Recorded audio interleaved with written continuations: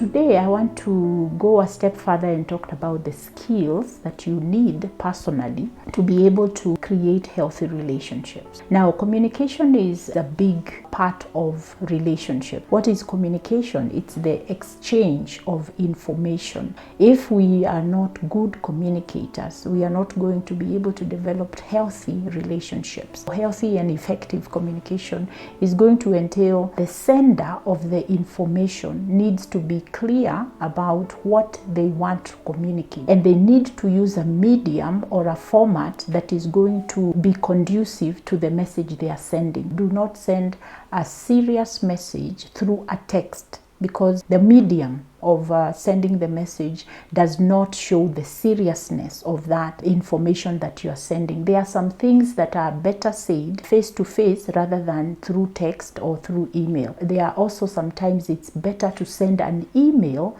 instead of just doing a verbal communication.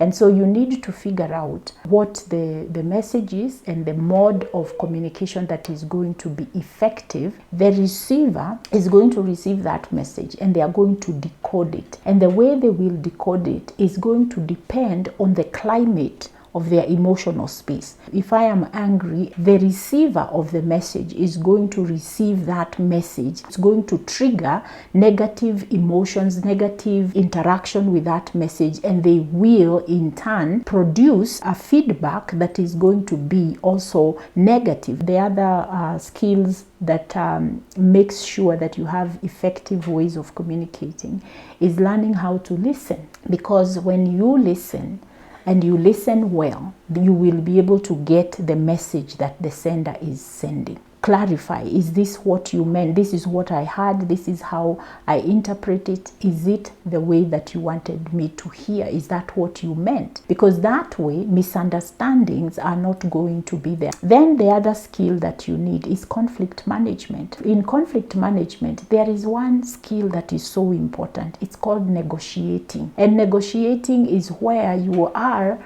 comfortable enough to be able to negotiate you are part of this interaction in a way that is respectful and in a way that the other person really does feel that you care and that you respect also their opinion, especially with relationships where people are not healthy. And this is where the trauma bond needs to be understood. There is always somebody who is more powerful than the other. The lack of equal opportunity within that interaction causes one person to feel they are not being given the opportunity to negotiate in a way that they are an equal partner in the interaction, and so they will either go into attack mode or they are going to go into passive aggression. Be confident about your opinion and then be open for flexibility, because that's the other skill you need if you're going to create a relationship that is healthy. Don't be it's my way or the highway. Learn that there are people who also have opinions and who also think in a certain way, which would be different from you, but that doesn't mean that they don't agree with you. Neither does it mean that they are wrong. Neither does it mean that they are saying you are wrong. So understanding that you need to allow dialogue. In romantic relationship, if people do not feel heard, they go into defense, and that defense will either be aggression, or it's going to be passive aggression, or it's going to be just freeze. When you see that your partner constantly becomes angry, passive, they don't want to engage, one of the things you can do to help, and this is a skill you can develop, is to be able to ask. I have noticed that whenever we have an argument, whenever we have a conflict, you just shut down or you go into defense mode. I would like to understand what that does for you. Is it the way I talk? Is it the tone of voice? What is it that causes you to be disappointed when we are having a conversation that you go into that space? One of the ways that people escape in relationship is by shutting down or by saying, okay, whatever you want to do, you go ahead and do, I don't care. When we do that, the communication is broken down.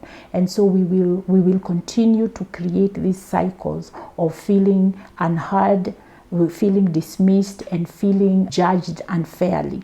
And so those relationships, they don't grow, they just become cyclical. You as a person need to learn how to problem solve and also make decisions. When we get into an interaction where we are going back and forth with each other, if we do not problem solve, all we do is vent. If you find yourself constantly going in cycles, arguing, and you don't know what you're arguing about, that means that you are caught up in an emotional impasse, and you need to be able to stop and actually do a problem solving process. And how you problem solve is you define what is the problem, what are the options that we have, then look at, if we do this, these are the pros, these are the cons, and then identify the best options. Then look at, if we do this, these are the pros, these are the cons, and then identify the best option to take, and then implement it. While you are thinking, if it doesn't work, then we will do,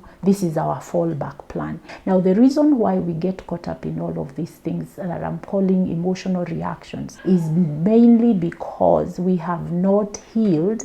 And so what happens is that we are triggered all the time. You are triggered to be angry. You are triggered to be fearful. You are triggered to be defensive. You are triggered to feel that you are not good enough. You are not acceptable. Where these things are coming from other things we have experienced. And so without the understanding of your pain points, you continually are fighting and you do not know what you are fighting about. So learn to, and even ask yourself, why is it that whenever my significant other says this or says that, why is it I react so much towards him or her?